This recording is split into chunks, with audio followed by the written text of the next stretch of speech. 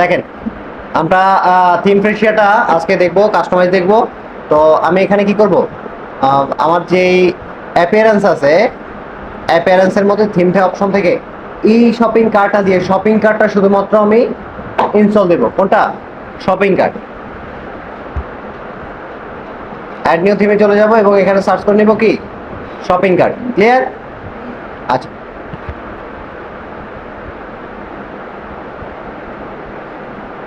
এই যে shopping cart যে আমার থিমটা আছে এটাকে আমি ইনস্টল করে নিব এবং তার সাথে সাথে আমার যেই প্লাগইনগুলো আছে সেই প্লাগইনগুলো আমি সেট আপ করে নিব। পাশাপাশি দেখেন আপনার ই শপিং কার্টের মধ্যে shopping solution, Doyas decor, decor shop. এখন আমি আপনাকে বলি, আপনার শপিং থিম যাই থাকুক, আপনার থিমের মধ্যে যদি ইম্পোর্ট ডেমো ডাটা না থাকে তাহলে আপনার কোনো কাজই হবে না। ঠিক আছে? কোনো প্রকার লাভই হবে না। তাহলে আপনার সাইটটা মানে দেখাই যাবে। জি, সাজাতে হবে। তাছাড়া আপনি দেখেন সে আমাকে কি বলছে, ওয়েলকাম টু শপিং কার্ট। এই শুধুমাত্র এটাতেই বলে, যেমন এই যে ডেমো ইম্পোর্ট আছে না, এটা ওয়ার্ডপ্রেসের মধ্যে পাবলিশ করা নাই, কিন্তু বাইরে তাদের ওয়েবসাইটে এটা ফ্রি। আমি কথা বুঝাইতে পারছি?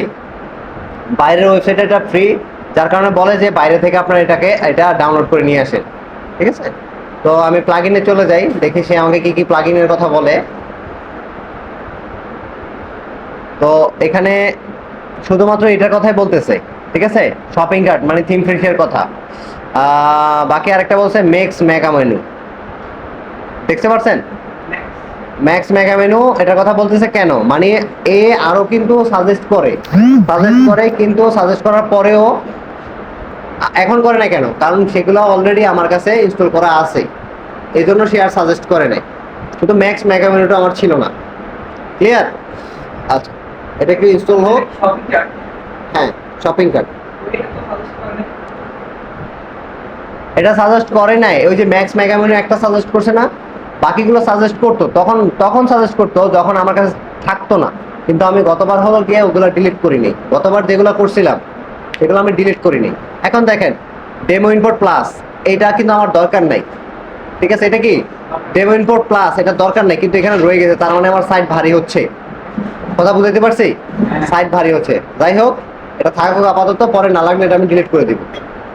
ঠিক আছে?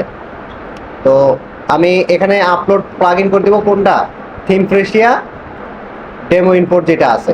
ঠিক আছে? এটা ইনস্টল করব এবং অ্যাক্টিভেট করে দেবো। এটা কিন্তু প্লাগইন, এটা কোনো থিম না। এটা কি প্লাগইন, এটা কোনো থিম না।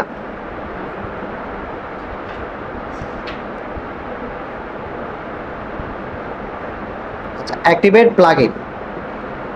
ক্লিয়ার? ততক্ষণ আমি দেখি যে আমার ওয়েবসাইটটা দেখতে কেমন দেখা যায়।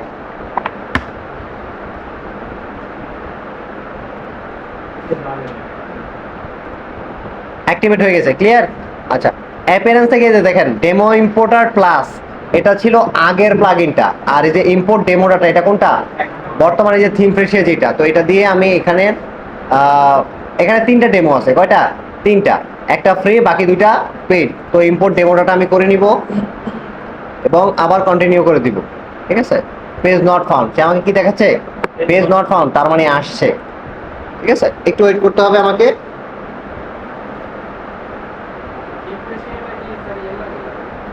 এটা শপিং কার্টের সাথে।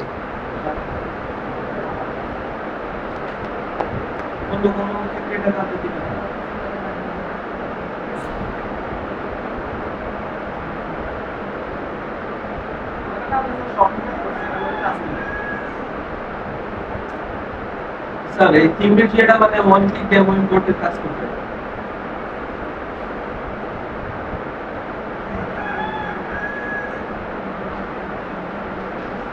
সাধারণত বাইরে থেকে যদি কোনো একটা কোনো আপনার কি বলে কোনো একটা পেজ থিম আপনি কিনে নিয়ে আসেন, তাহলে তার সাথে প্লাগইন গুলো ফ্রিতেই থাকে।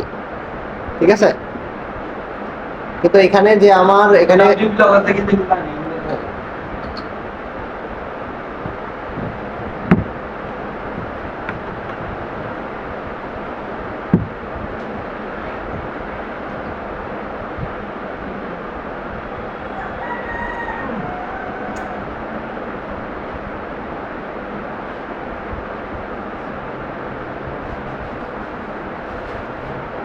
এখন দেখেন আমার ডেমো ইম্পোর্ট কি কমপ্লিট। আমি একটু আমার পেজটা দেখে নেই, একটু ওয়েট করি, ঠিক আছে? ততক্ষণে আমরা যাব কোথায়, একটু ই কমার্স থেকে ঘুরে আসি। দেখেন এখানে কি আছে আমার ই কমার্স, ই কমার্সের হোমে আমি চলে যাই। এখানে আমাকে আমার যে থিম আছে এটা, সরি, আমার যে ই কমার্স আছে এটাকে সেট আপ করতে হবে। কি করতে হবে? সেট আপ করতে হবে। সাধারণত সেট আপ মাই স্টোর মানে আমার স্টোরটা আমি সেট আপ করবো। I just starting my business continue, এখানে যে কোনো একটা দেন, কোনো সমস্যা নাই। তবে এই যে র্যাবিটো ক্লোথিং অ্যান্ড অ্যাক্সেসরিজ, এই জিনিসগুলো একটু খেয়াল রাখেন যে এগুলো ঠিকঠাক মতো হয় কিনা, ঠিক আছে? আচ্ছা, আলামিন জিহাদ @gmail.com। আচ্ছা, নেক্সট শোকেস প্রোডাক্টস প্রিন্টারেস্ট। আচ্ছা, এগুলো তো আমি বিক্রি করতেছি না যেহেতু, তার মানে আপাতত হাইট থাক, এই সার্ভিসগুলো আমার দরকার নেই। আচ্ছা, ই কমার্সের মোটামুটি আমার কি হয়ে গেছে, আমার স্টোর সেট আপ হয়ে গেছে। কি হয়েছে? স্টোর সেট আপ হয়েছে। কাস্টমাইজ স্টোর আমার স্টোরটাকে কাস্টমাইজ করার কথা বলতেছে। লঞ্চ ইউর স্টোর, এগুলো আপাতত দরকার নেই, আমি সেটিং থেকে করব। তো একটু সেটিংয়ে চলে যাই। তো সেটিংয়ে যাওয়ার পর আমাকে আমার যে অ্যাড্রেস লাইন আছে সেই অ্যাড্রেস লাইনগুলো আমাকে দিয়ে দিতে হবে, ঠিক আছে?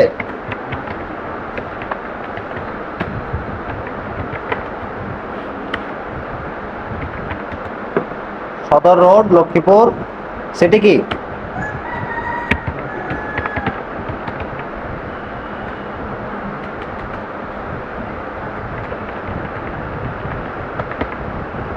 লক্ষ্মীপুর, ঠিক আছে। এখানে লক্ষ্মীপুর কি হবে?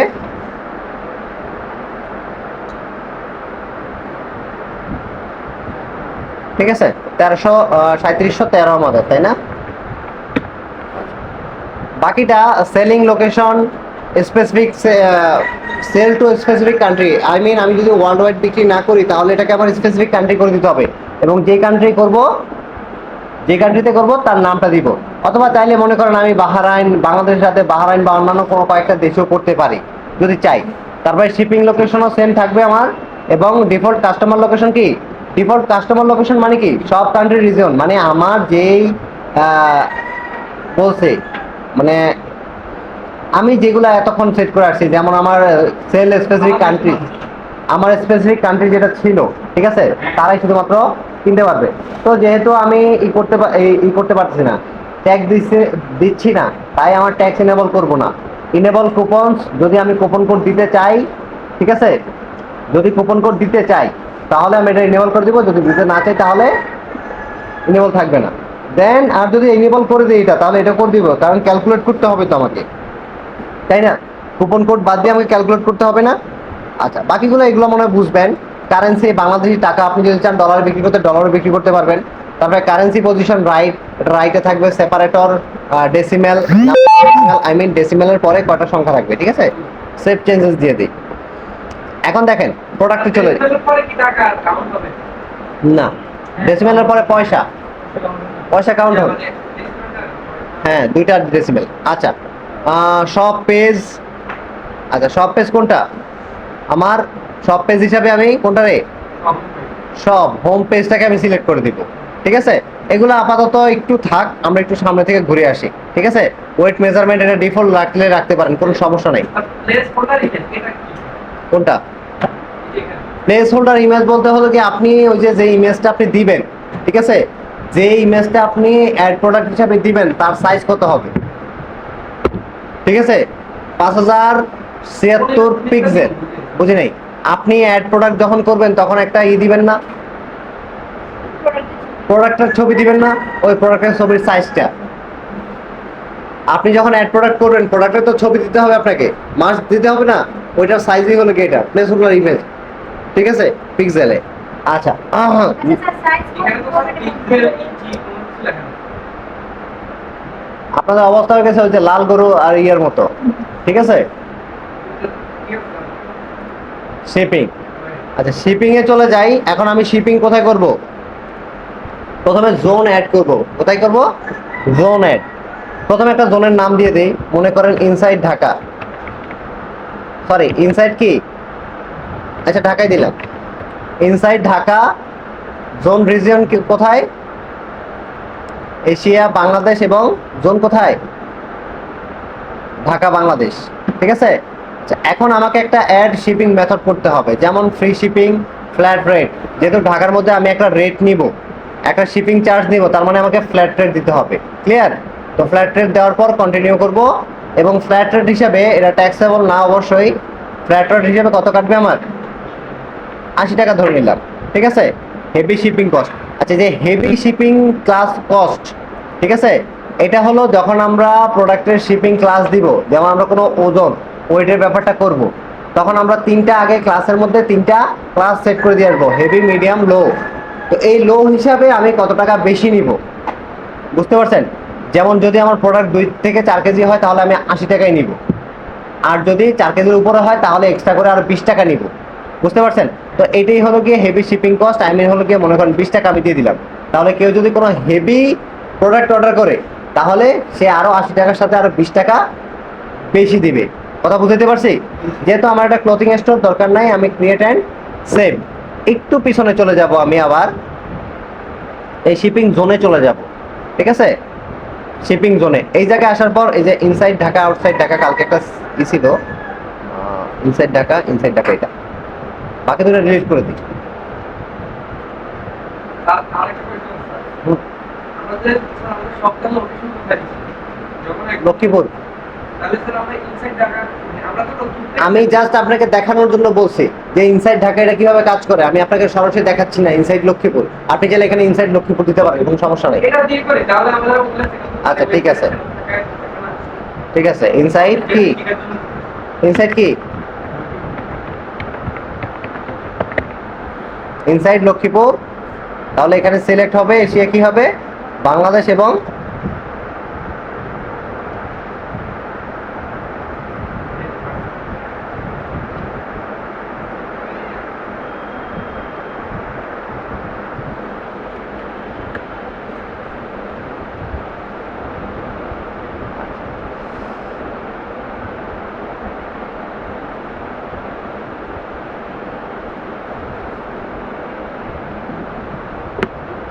একটু পেছনে চলে যাই আমি।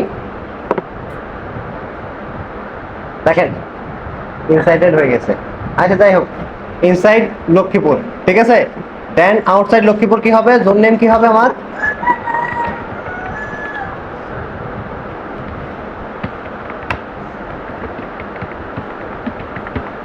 আউটসাইড লক্ষ্মীপুর। এটা কি? এখন দেখেন, আউটসাইড লক্ষ্মীপুর বলতে আমার মানে পুরো বাংলাদেশকে সিলেক্ট করে আমি কি করে দিব?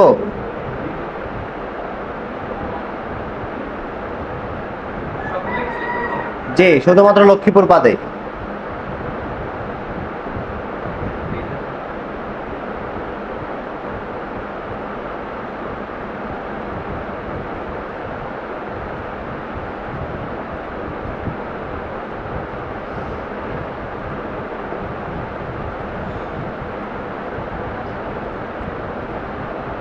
লক্ষ্মীপুরটা বাদ দিয়ে দিলাম।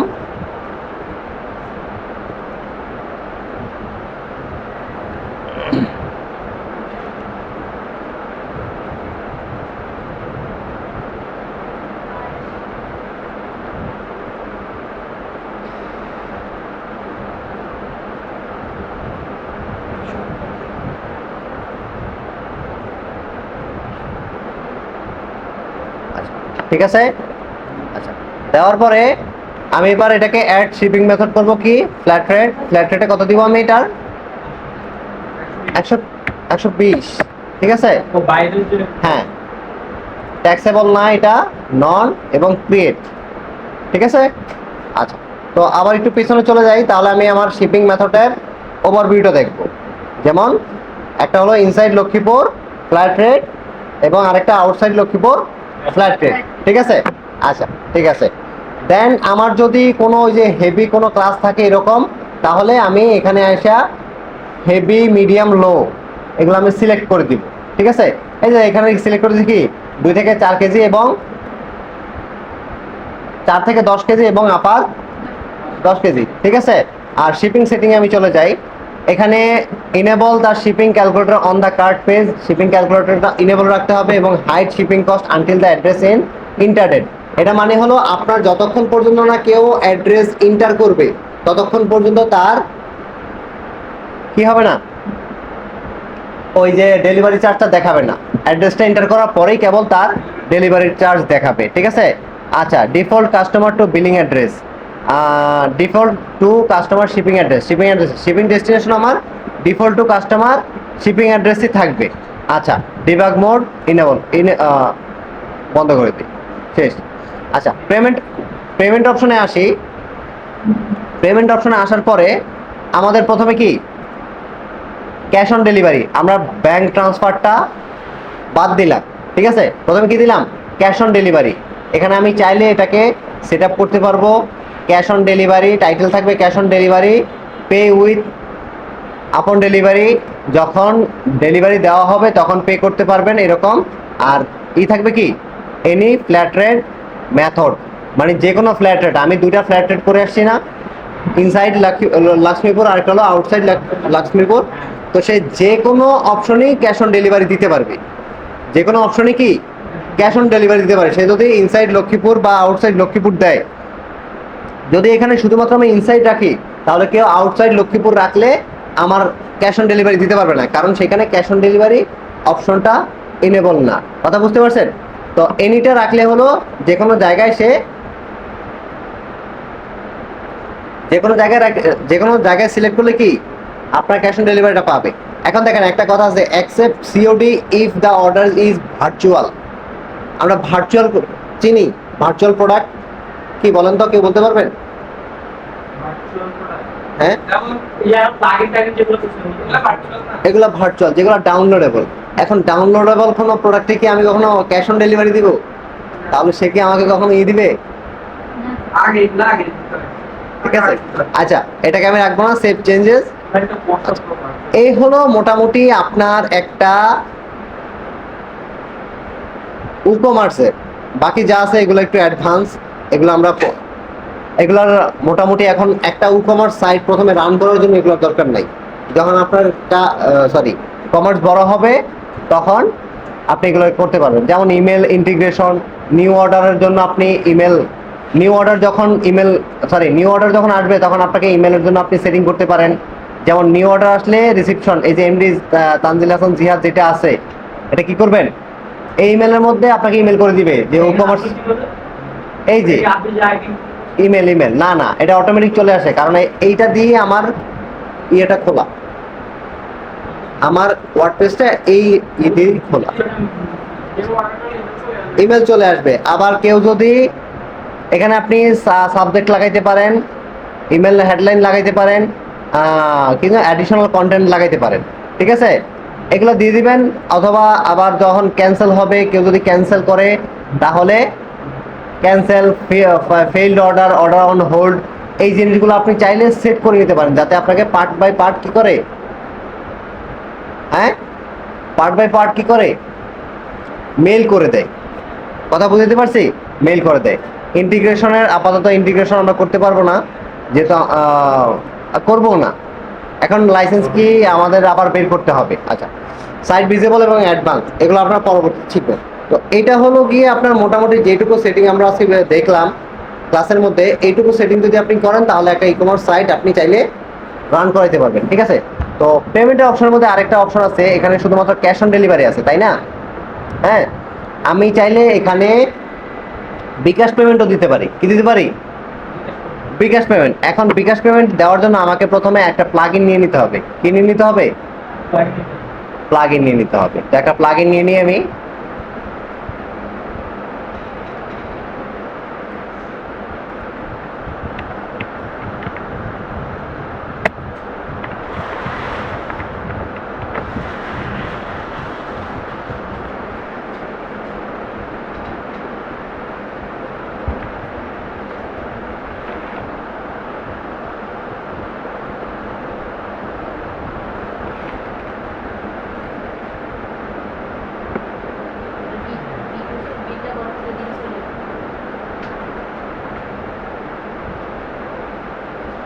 এখানে সফট প্যাকেটটা আছে, তারপর Bangladesh payment gateways, make payment using QR code, payment gateway bKash with WC, অনেকগুলো আছে, ঠিক আছে, বিকাশ পেমেন্ট, বিকাশ অ্যান্ড পেট্রিয়াল। আচ্ছা, সফটওয়্যারটা ইউজ করি যেহেতু সবার আগে আসছে, তাই না?